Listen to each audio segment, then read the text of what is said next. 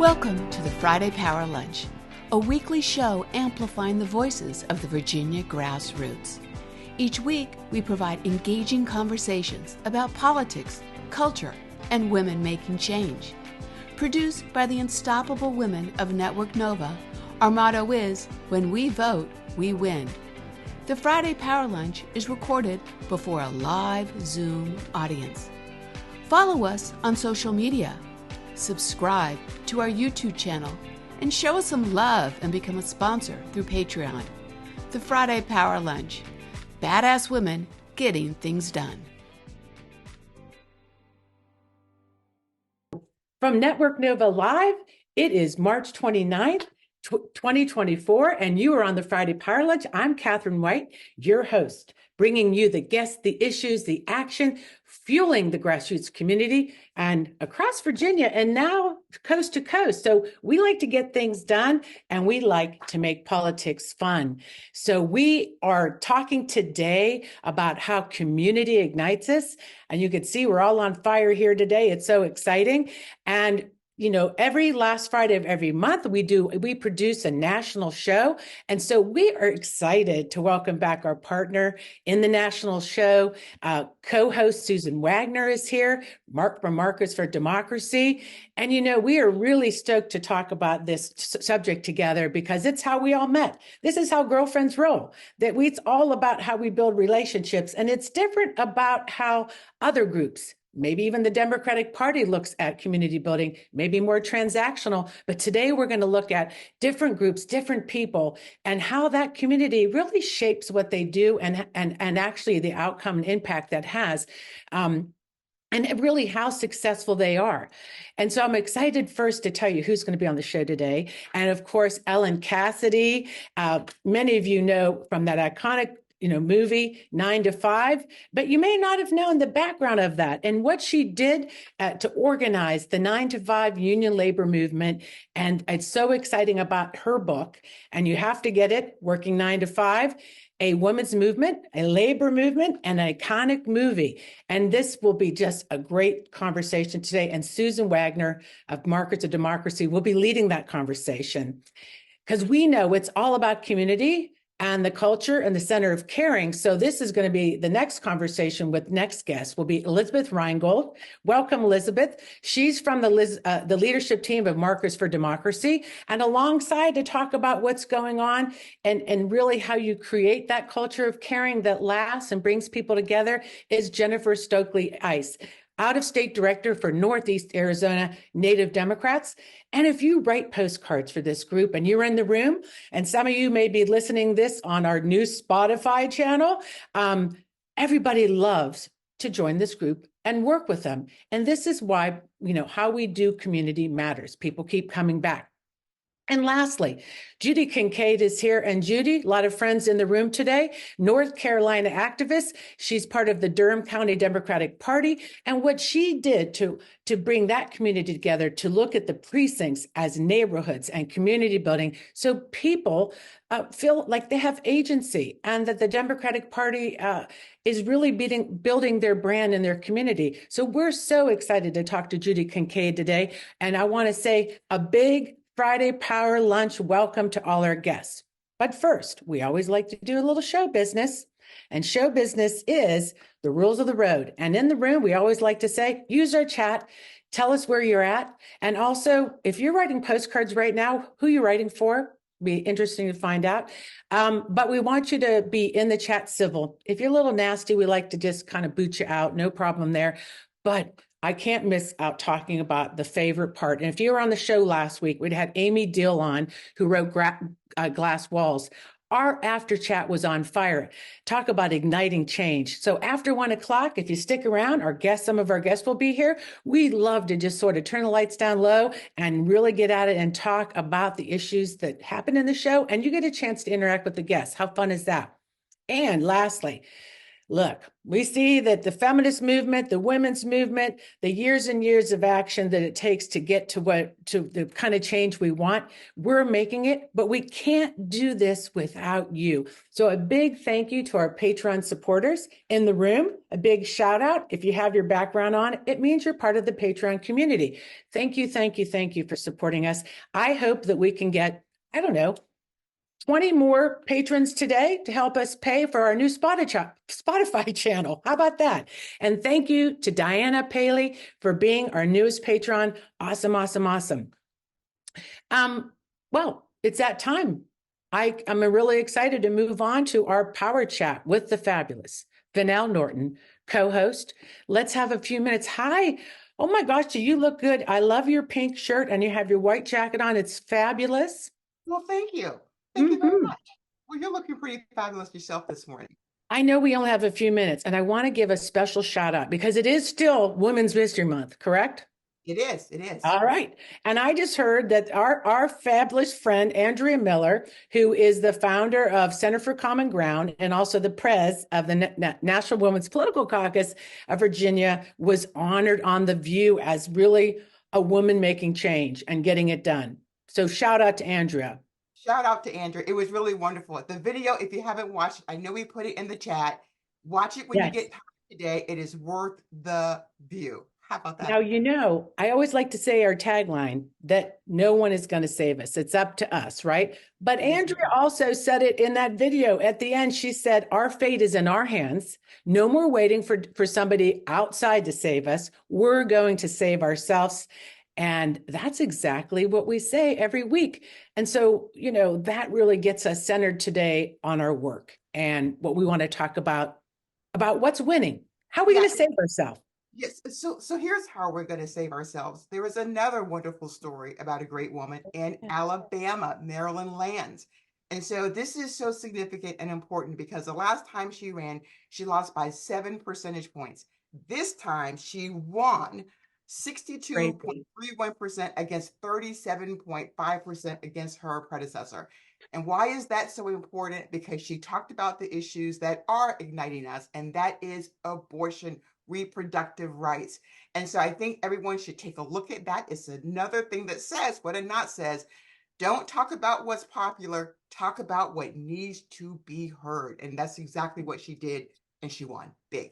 She did. And I think that it just really shows us, because this week we saw the Supreme Court going, you know, talking about the misoprostol drug, can't say it right.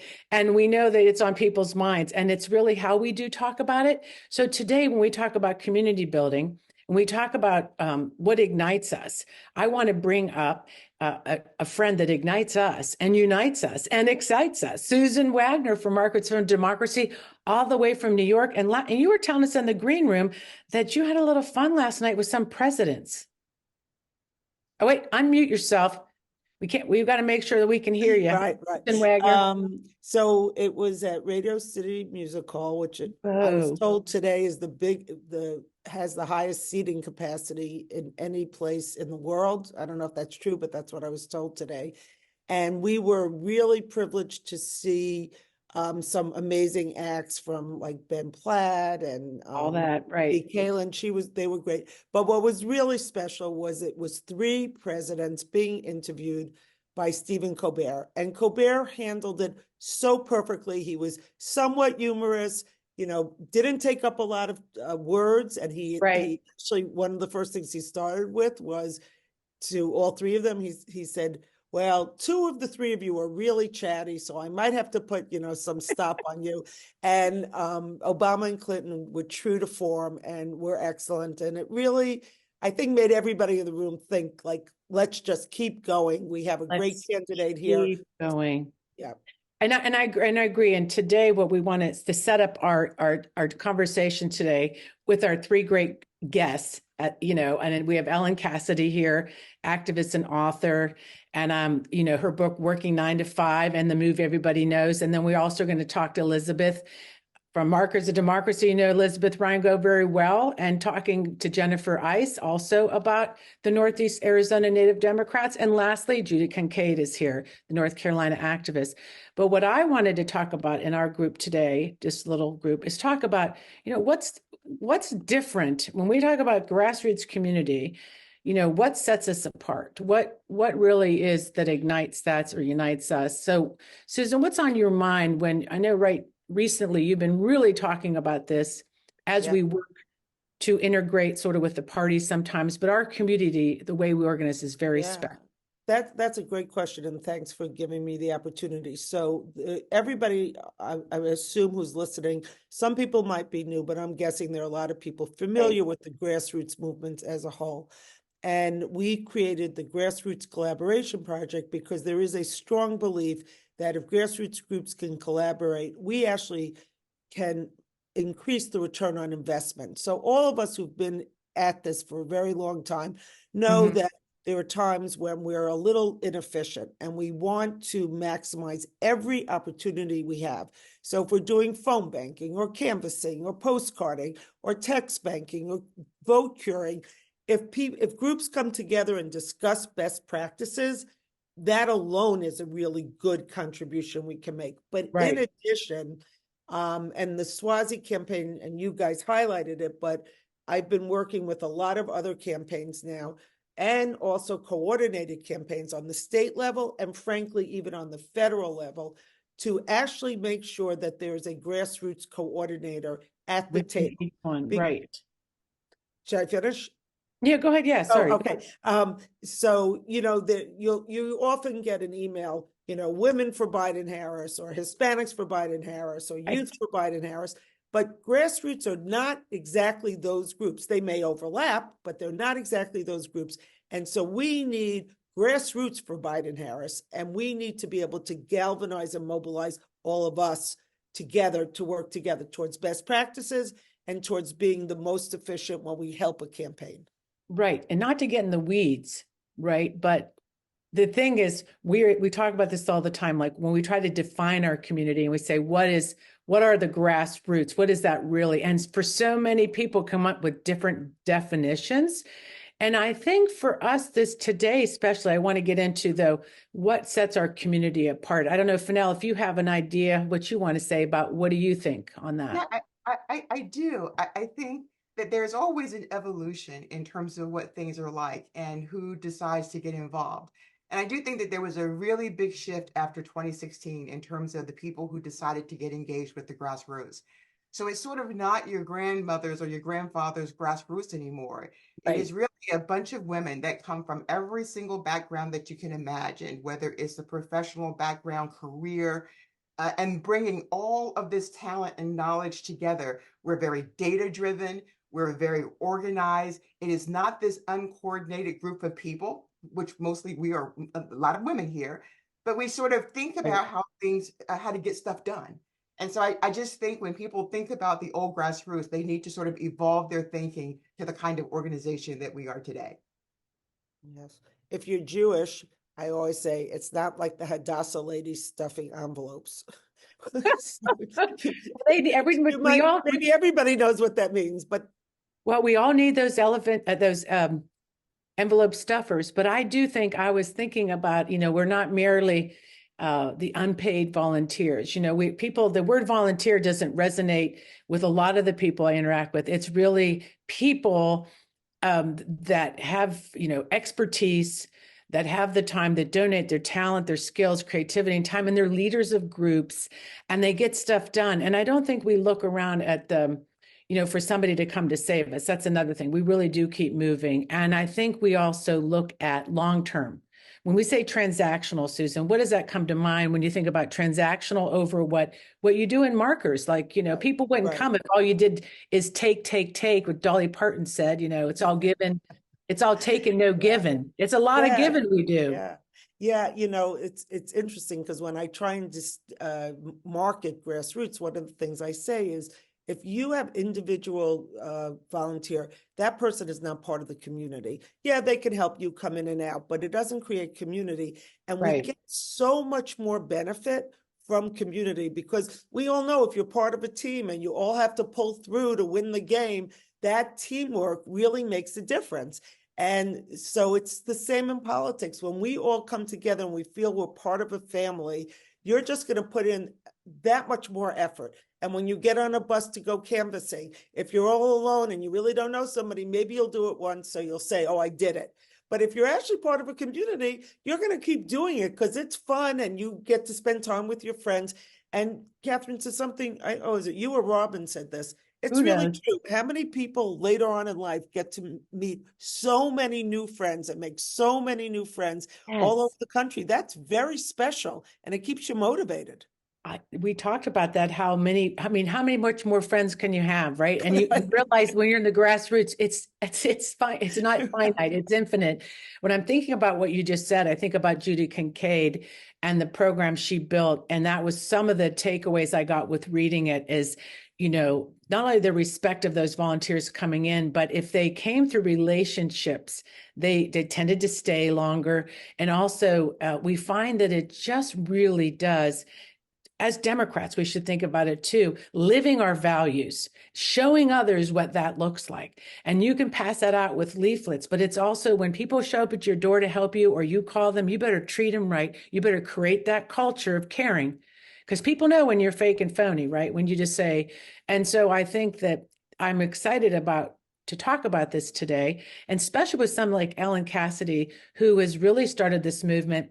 And Finale and I were talking about it when in Ellen's book, she talks about how the women just, kind of walked out and get in this circle and they start sharing information. They start organizing together. And I feel like that's what we did in 2017. We got in circles, we got in huddles, and we said, what's the problem? How are we going to solve it? And who do we need to piss off or whatever? How are we going to do it? So. Right. Well, we weren't going to stand on the sideline. I think we all realized that politics was not a spectator sport. It was not just something you read or you pundit about. All of us who read the papers, we could pundit about it. But I think we women realized, all right, enough talking. Let's just get to work here. And I do think people like Ellen were at least inspirations for our generation because we could relate to a lot of what Ellen's generation did, and we were sort of transferring it. But I think we took a lot for granted until 2016. Yeah, exactly. And lastly, I'm excited to talk about what Jennifer and Elizabeth Reingold are going to talk about when they're talking about writing postcards and working in a community. And for us doing this, it is also understanding how to be sensitive to community. So there's a lot of sometimes pre-training. And that's the sort of like the ugly American, we go into other countries, how we may behave. And I think it's also to be really respectful of community, how we coordinate. And this is really important. We've all been in the grassroots where somebody comes in and we know they're extractors. They want our work, and then we know what's that's like. And that could happen in any kind of politics. So I'm very excited. And Susan, I'm really excited for you to be here with us. And I'm glad that we're collaborating and partnering every month on this. And I think it's time to move to our first segment where we're going to have Ellen Cassedy and you do a one-on-one. So I'm going to hand it over to you.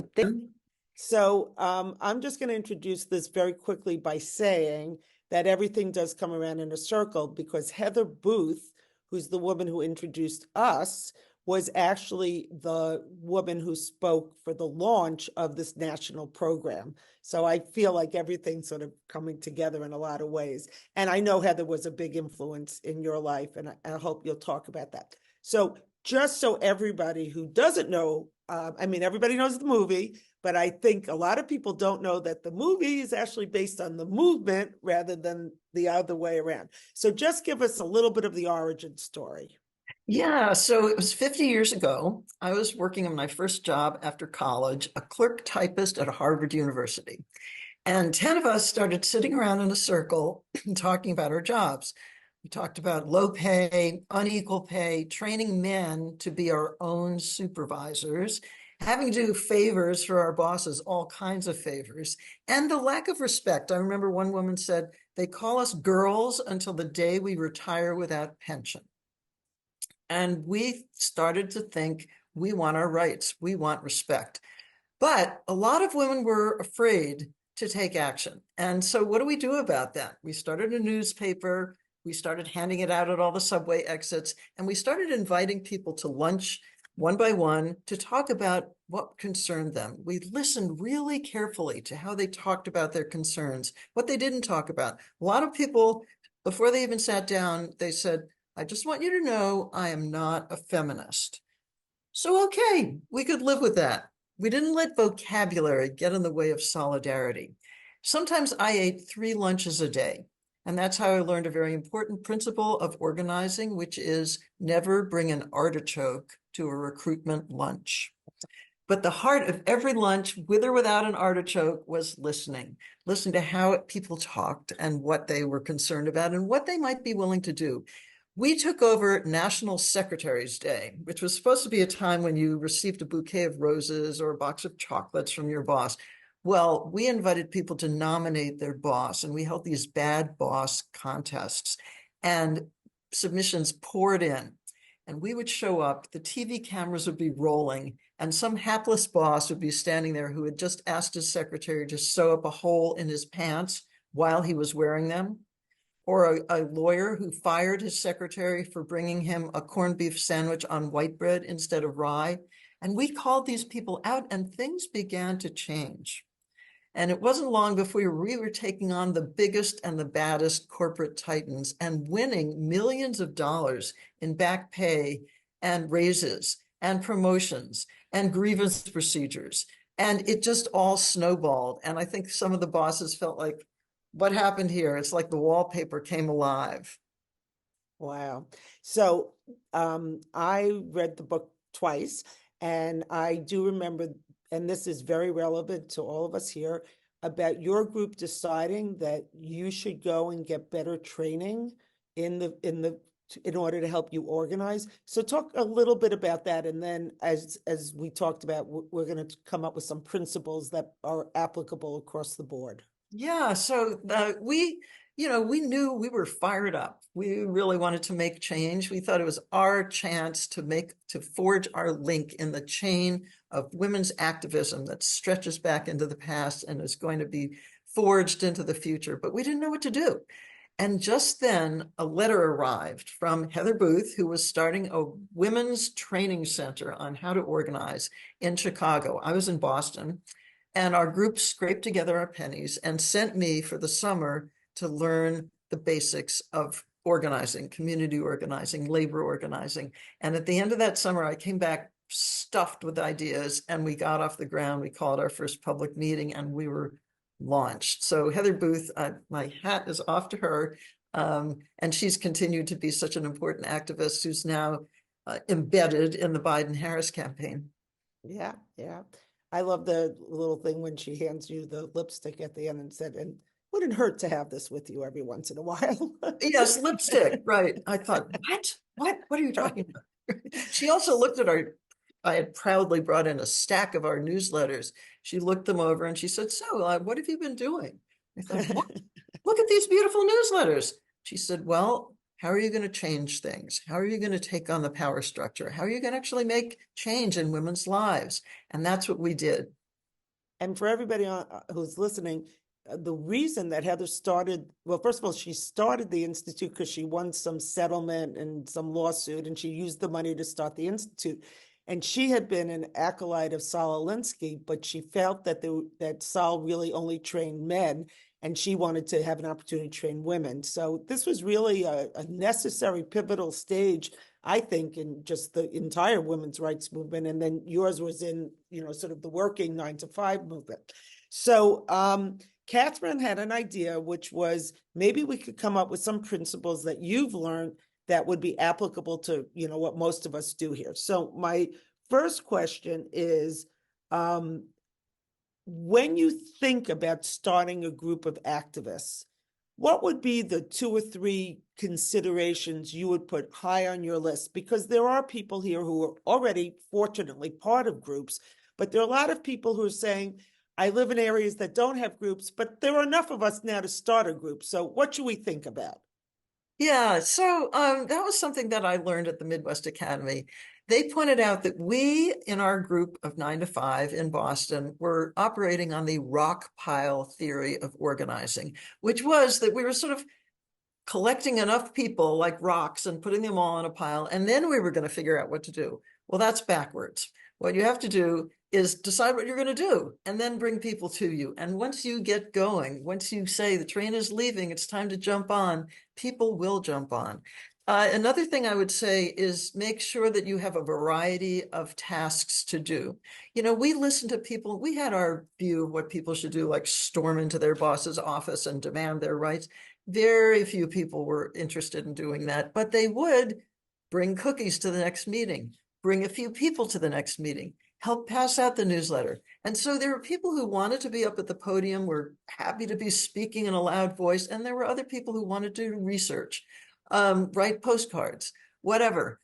Stuff envelopes. I have great respect for envelope stuffers. So a variety of tasks. And then the last thing I think has to do with something about balance. So we were ready to, get people moving and get them into action, but we also had to listen really hard to what they were willing to do and respect where people were at. So having done that and having really made people feel heard and listened to and respected, then we were able to push a little bit, because really everybody can do more than they think they can. You always surprise yourself. And if you support each other, we changed, we grew, we became able to get up at the podium. We told people, if you're afraid you might throw up on stage, just bring a small wastebasket with you, just in case, and people didn't throw up. And we did way more than we ever thought we could have. I remember in your book about the publishing industry that you actually said that you were pushing them harder than they wanted to go. And you had to step back a little bit to get them to actually buy into the movement. I really respected that. And I also respect the fact, because one of the things when I was part of starting Markers was I and everybody in Markers will tell you this, that I've said, I want to see every woman who's in this group do the next level up from where they came in.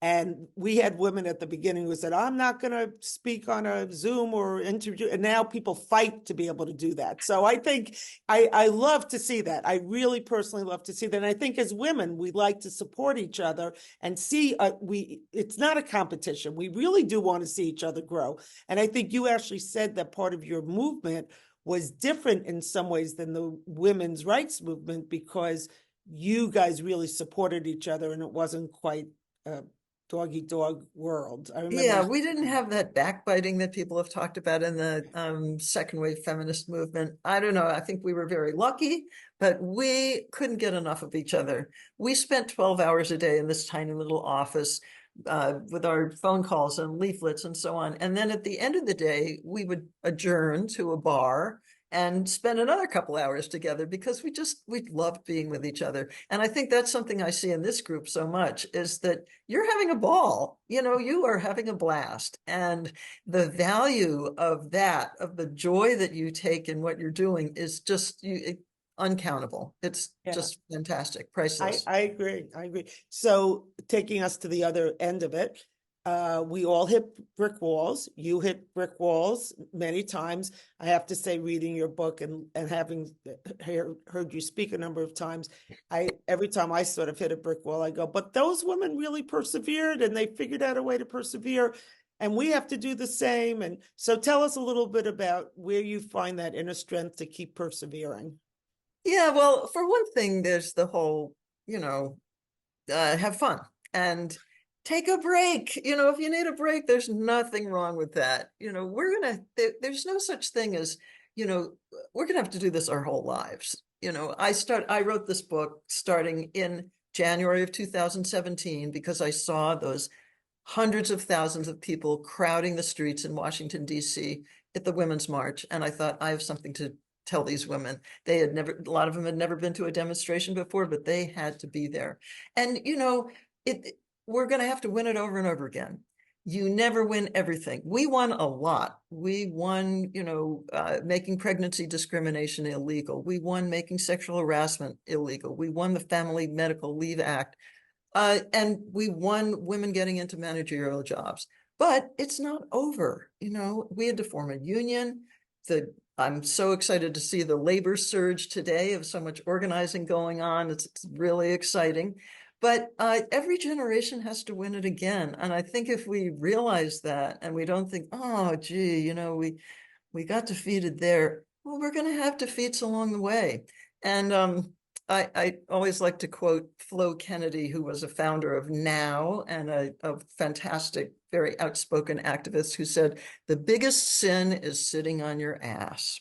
For a lot of reasons. And activism is really the antidote to despair. So it's what makes it bearable to live through hard times. And we're going to have to do this for the rest of our lives. And it'll be fun. It'll be great. Thank you. I'm going to ask one last question, and that will segue us into the last, and actually picks up on exactly what you were talking about. So we're going to assume that we're going to succeed in 2024. We're going to assume that maybe we could have a trifecta. That would be amazing, but at least we will not have Donald Trump as our president. Let's assume that happens, because I'm pretty sure it's going to. That's a pivotal moment in the grassroots movement. How do you think beyond that pivotal moment? For you, the pivotal moment was having a union and you became part of the Teamsters Union, I think it was. The Service Employees International Union right, gave the us SEIU, but right to form a so that was woman-led union. Yeah, right. So that was a pivotal moment. Or when the as movie came was out, the Hollywood movie, the 9 to 5 movie in 1980. Right, exactly. Really That was the landscape for us, right? right, yes. Right, exactly. That was a pivotal moment. So how did you think beyond, before the pivotal moment happened, but you knew the pivotal moment was going to happen? How did you plan for beyond the pivotal moment? Because I think we're all at that stage. Yeah, I think that's what we've been talking about in this hour, that we're going to have to take a rest, take a deep breath, whatever happens. And I'm hoping and praying for the best and working for the best. But then just realizing that the journey is important, keeping your eyes on the prize is important, and we're going to have to set new winnable goals, very important, and expect that new generations of people are going to come in and take up the torch, forge their own links in the chain. I hope people will learn from what we at 9 to 5 did.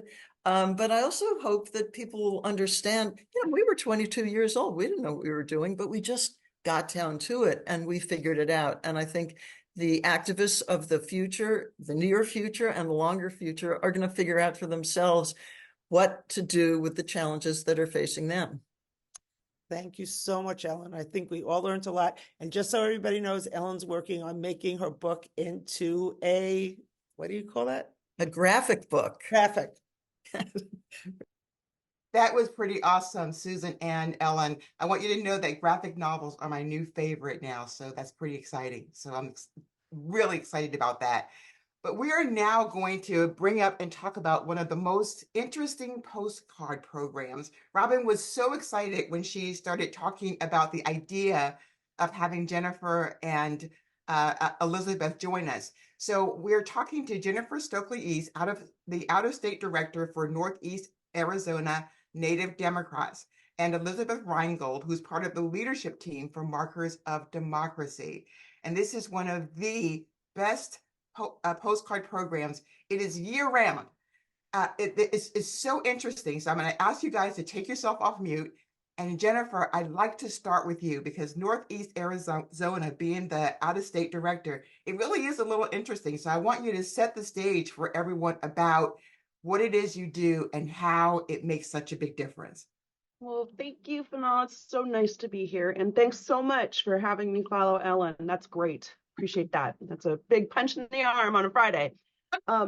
So this team has been on the ground in Northeast Arizona. It's a Native-led year-round organizing campaign that focuses on voters rather than campaigns and candidates.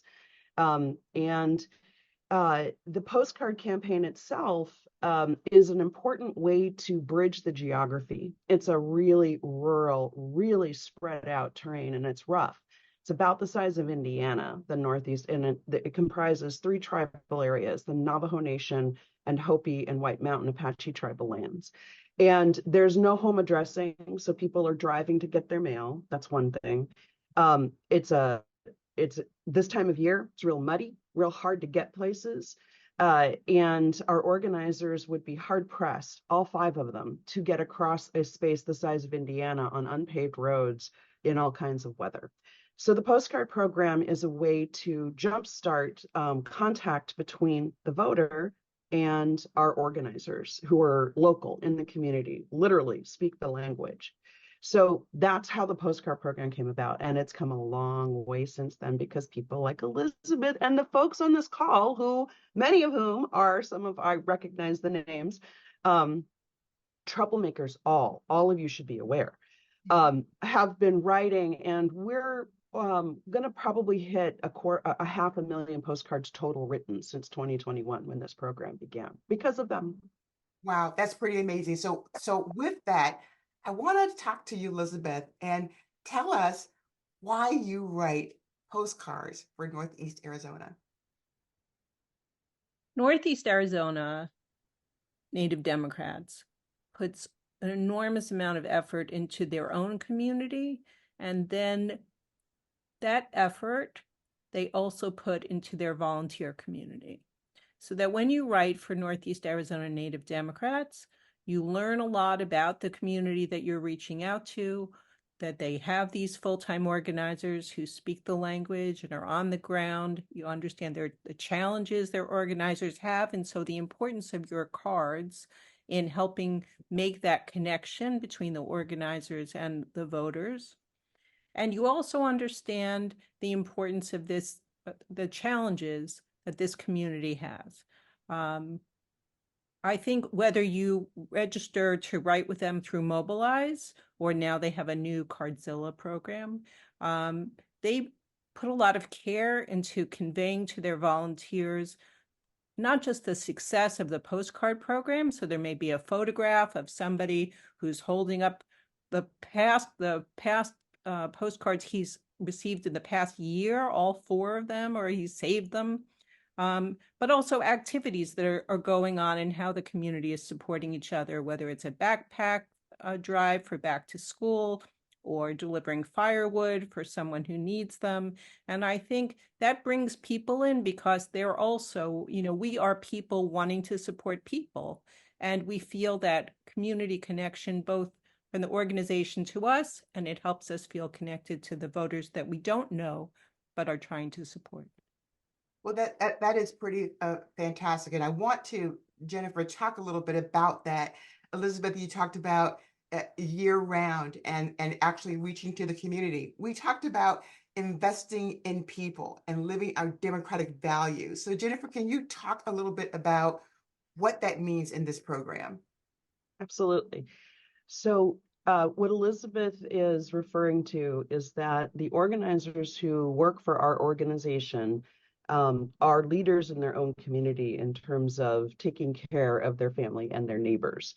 So I would love to say that it's simply because of us, and they, go off and make sure there's firewood for their neighbors when their neighbor needs it. But in fact, these are folks who have been, like Lorraine Coyne has been organizing on Hopi now for a decade and has made a personal impact on Hopi voter turnout. But she last week found somebody who needed some firewood, found folks that were selling firewood and connected the two, helped a little bit with that process. And so when you have people like Lorraine and Casey who are always taking care of their neighbors, we then are lucky that they are sharing our values as Democrats. And because our goal is to build Native voting power long term. Not just to get a vote in November, which was why we're on the ground all year. And when there's not an election, our voters are still people, and there is still a community, and that community needs support. The voters need support as humans. And so we love to call ourselves a humane campaign. And that means things for how we work as an organization, but we also very much want to nurture the part of our organizers and our organization that need to be caring for our community and need to be there, living values that if civic engagement and empowering is important, then we work all year. We don't just show up 3 months before a campaign and start asking people for votes. We nurture the voter. So that's really critical. And I love it. And I think that where I want to stay for a minute is this living our democratic values. And I'm sure people are thinking, well, how do you do that through a postcard? Well, it's not just the postcard, right? It's what you say, it's what's on the postcard. And I understand that people put their names and phone numbers on some of those postcards. Is that right, Elizabeth? Go ahead, No, Elizabeth. no, either one of you is fine.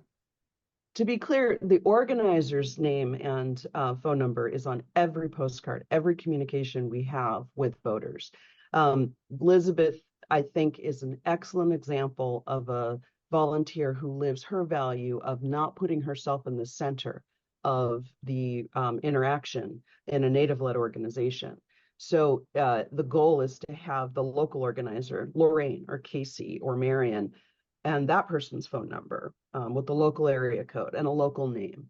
And that's how our volunteers connect people to an organizer. Don't put your names and phone numbers on the cards, folks.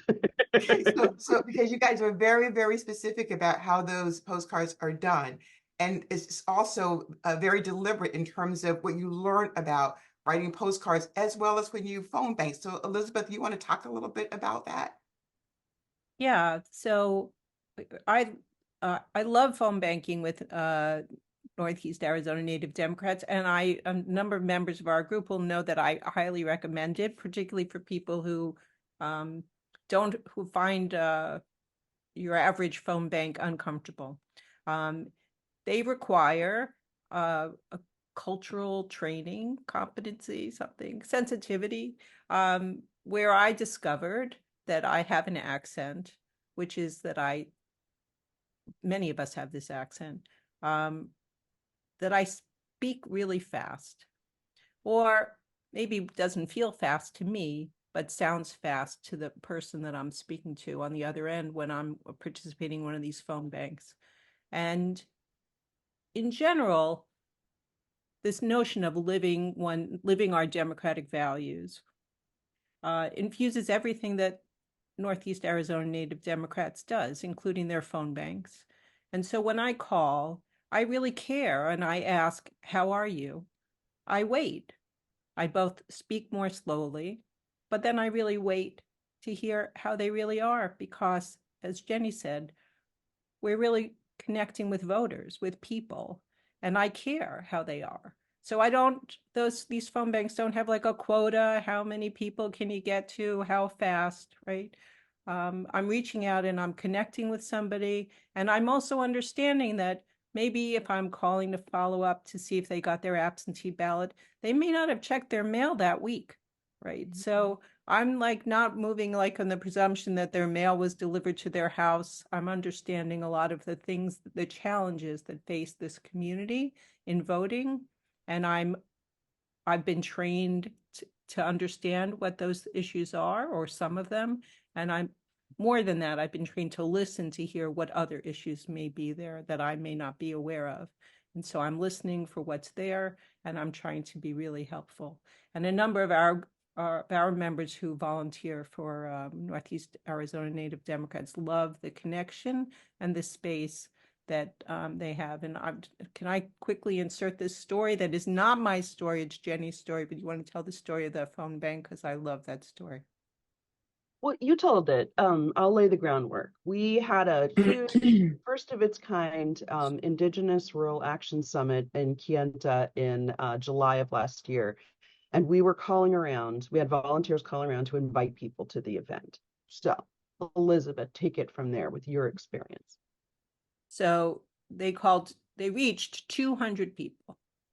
And of the 200 people, 10 were like, not interested. And those of us who are phone banked, we all know what that is, right? But 190 people were happy to hear from Northeast Arizona Native Democrats. That didn't mean they could make it. It didn't mean they were available, but they were all happy to hear from people. How many phone banks have you been on where the very large majority of the people that you connected with were happy to hear from you? And to me, that's a reflection of this year-round effort, a commitment to voters, a commitment to values, and a sensitivity that that helps an outside community bring to a community that they're trying to be supportive of. That is pretty phenomenal. It's a fantastic story. What I'd also like to sort of ask you guys to talk about is what of these practices can actually be transported, that we can lift them up and use them in other places, like perhaps some of our rural communities where we want everybody to help, but are there some lessons to be learned here? What do you guys think about that? So we are lucky in having some of the best rural organizers in the country. We are organizing rural, tribal communities, and the rural part comes into a lot of the decisions we make, postcards, for instance. But at the core of our organization is that it is a Native-led organization and that it is local, and it does matter what zip code and area code, specifically what zip code you live in and what area code is on the contact information.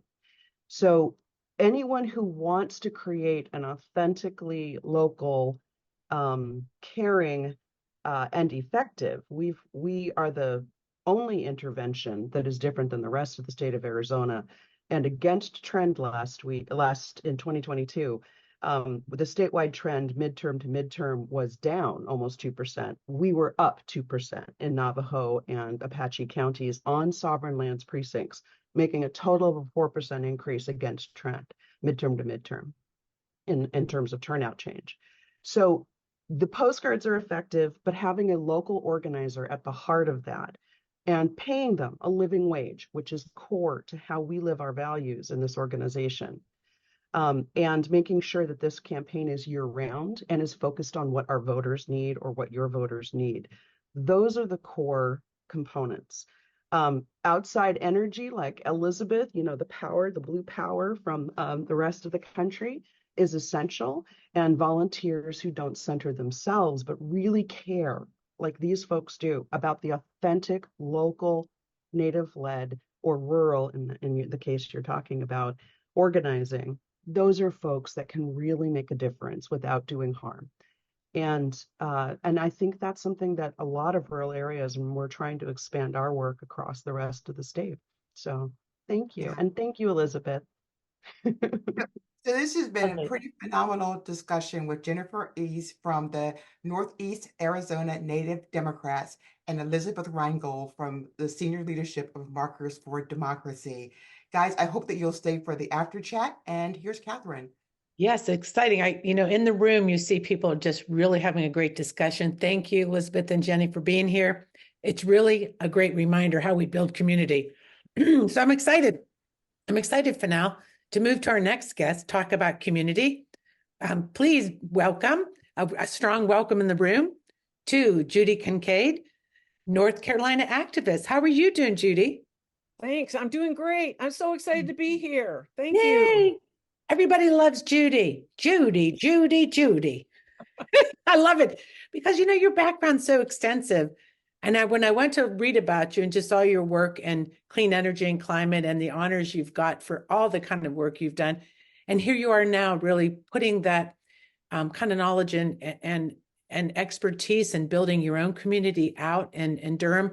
Let's talk about what the leaflet Every Door, how this came about, and what is it? Why did you feel like you needed to start this? And then we can dig into the community. Well, first of all, I want to give a big shout out to Simon Rosenberg, because a little bit over a year ago, I heard him say Democrats need to get loud. And so I had been struggling in my mind for so long about what do we do about this Republican disinformation machine? What do we do about voter apathy? How can we build the Democrats as a brand and not have people just always focusing on this candidate or the other candidates? There's a big difference between these parties. Let's get it together here. We got to know this. So I thought, well, what if each precinct were to create leaflets that it took out and dropped on every doorstep within their precinct once a month with a message about the difference between the Democrats and Republicans at the state level and at the national level, but simple bullets. And the idea was that this is based on research that shows that when you repeat a message over and over, it's obviously more effective. And when you have a message that's delivered by a trusted source, it is more powerful. And neighbors, they're a trusted source. So we got 4 precincts in Durham County, North Carolina, to participate in a pilot. Now, there are 59 precincts within my, but 4 of them decided to do this. That's a total of 4,000 doorsteps. And one thing to know about Durham County is in 2023, we had never in the history of the party ever had a full-time paid organizer, ever. And so we were all volunteers. This was a group of volunteers that started this leaflet writing. And there were 5 boomers and 1 20-something. She taught us how to use a QR code, and she told us we had to put it on our leaflet. And so the idea was to have a QR code that go to a link on our website that showed actually the more information about each point that we put in the leaflet, and also sources in case anybody wanted to look that up. Not many people go to the website, but just in case they want to, it's there. Right. So this group was looking around for talking points, and I looked nationally. We all did. We couldn't find a good source for this. And I want to say that one of the things we have to be doing is developing this, and it's way better now than it was a year ago. But we got to have really good sources for just bullet points that we can put on very simple. Right. And you said you looked at ASO Communications. Is that part of Anant Shankar Asorio's kind I of? was just about to say that. He's our guru. We all became very big followers of Anant. And other people, we would go on there's another one who's working, blanking on the name, but there's some other really good places for messaging, but she's the best. Well, okay, so we developed these leaflets, and we dropped them. We had 6 of them over a 6-month period. And we had, the first one was about gun violence. The next one was about reproductive freedom. And then we did public education and voting rights. And then the last 2 were before municipal elections. So we were focusing on you should go out and vote and why. In my precinct, we had the first month, I had 21 volunteers. We had 17 walk routes. Right. And that was the gun violence one. And as we went on month by month, we would get more and more volunteers because we'd be walking around with these leaflets, attract people and say, what do you do? You know, hey, will you come do this? So by the end of our period, we had, in my precinct, we had 50 volunteers, and we then had 34 walk routes. And so they were smaller because we had more volunteers, more routes, smaller routes. And the average number of houses in my precinct was 30 that they dropped on. So it's not a big ask. In fact, this whole thing was so easy to sell because we were asking people to just walk down the street, drop a leaflet on all the doors, and we gave them 10 days to do it. We said, here's your leaflets. You have 10 days to do it. Please do it in 10 days.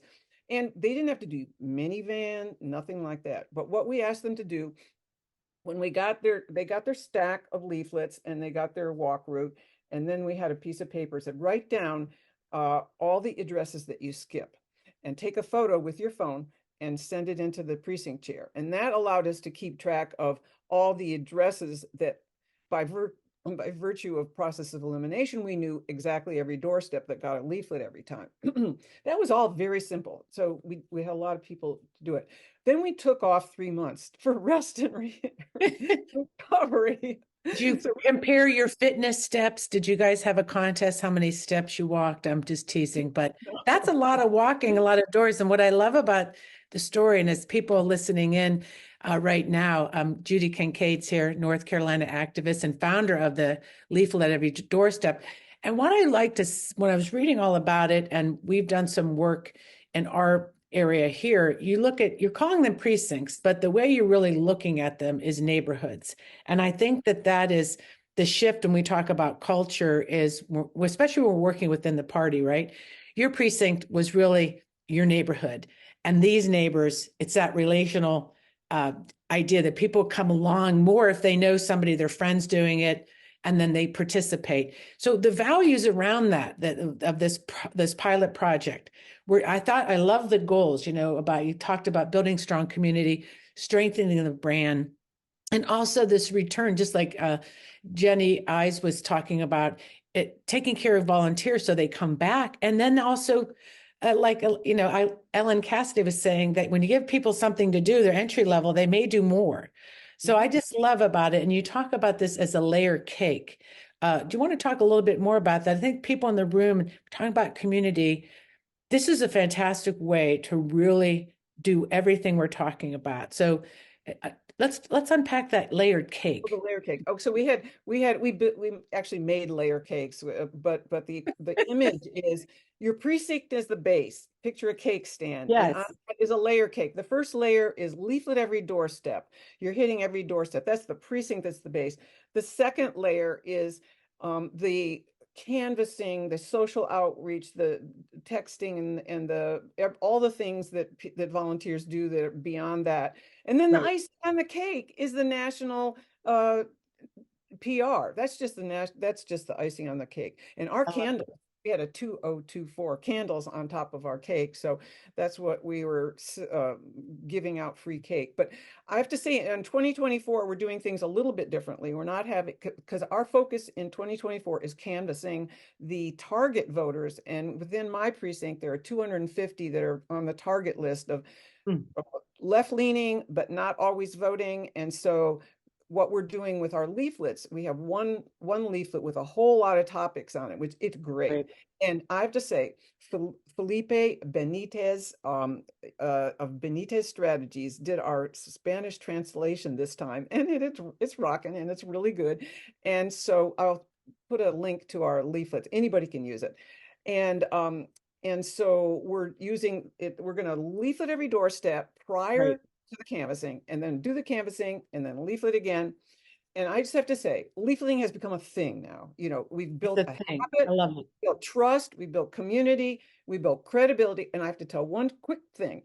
Yes, please. I'm running out of time, because credibility of the Democratic Party in Durham went way up, because people saw we were doing stuff.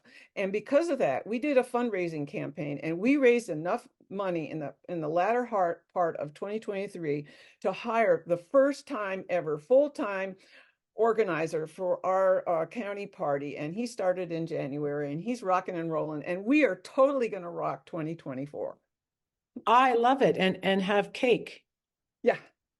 I love that. No, and I want to say, for our last takeaway with you, is that I was just so impressed. And I think, like, when we talk about in the room, when we organize, and you just said to yourself, I need to be that change maker. And I just want to celebrate you for standing up and doing that.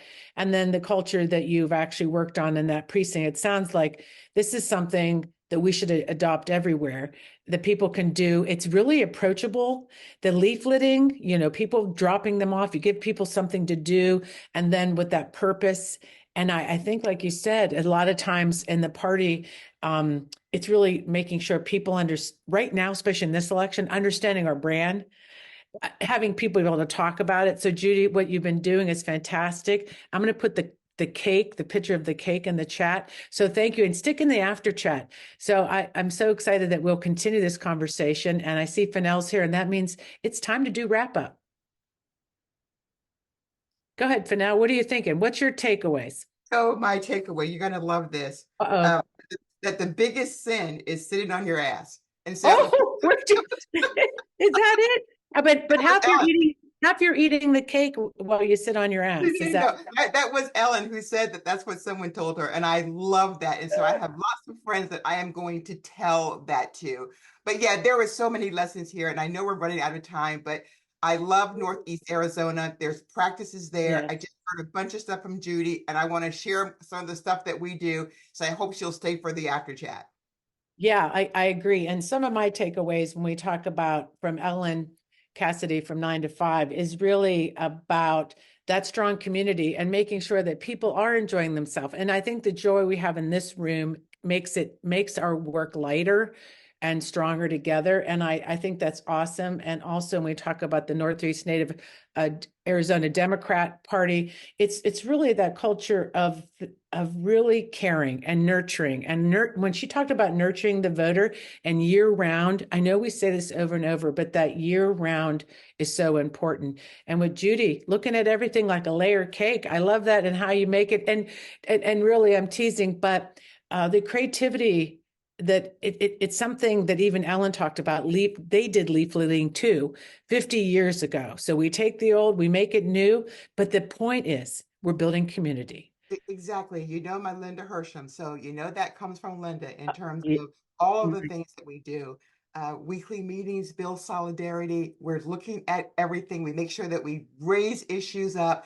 Yes. And I love today, living our democratic values. That's what this is all about. So I want to thank our guest, Ellen Cassedy. Give the room a nice warm applause for that activist and author working 9 to 5, Elizabeth Reingold, leadership team, Markers of Democracy, Jennifer Stokley EIS, out-of-state director, Northeast Arizona Native Democrats, woohoo, and Judy Kincaid, North Carolina activist. We're so grateful that you came today and shared your story. And if you like what you saw today, support us, become a patron. I love if we can really increase that and get us up to a number where we can support our show every week. If you want to do that, $5, $10, $25 a month, that's all it takes to give us a little bit in our cup. So thank you so much.